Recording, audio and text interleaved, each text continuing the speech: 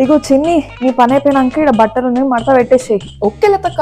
Mataji dinner ఏంటి? చపాతీలు చేస్తున్నా గానీ ఆ బట్టలు మడత పెట్టినావా ఫస్ట్? మమ్మీ అసలు పని చెప్పి ఇట్లా వెంటనే అడగొద్దు. చేస్తారా చెయ్యరా అని చెప్పి చేసి వదిలేసి చూడాలి.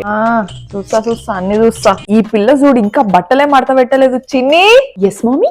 ఏంది ఎస్ మమ్మీ? 4 రోజులైంది బట్టలు మడత పెడతాను, ఇంకా వింగా అన్నే ఉన్నాయి. కాదు మమ్మీ, ఇప్పుడు ఆఫీస్ కాల్ ఉంది, అయిపోయినాక పెడదాం అనుకున్నా. ఏం మొన్నటి నుండి అదే చెప్తున్నా. ఈ రోజు కానీ పెట్టకపోతే రేపు అవి చెత్తబుట్టిలు ఉంటాయి. అస్సలు ఈ పిల్లలైతే ఒక్క పని కూడా చెయ్యరు. వీళ్ళతో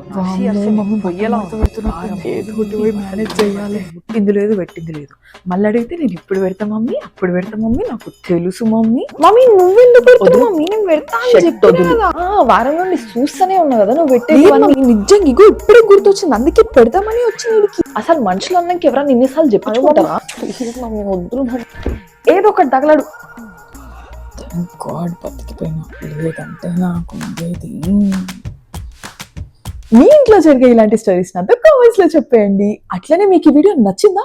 అది కూడా కామెంట్స్ లో చెప్పేయండి. ఇంకా ఇలాంటి వీడియోస్ తెచ్చేస్తా.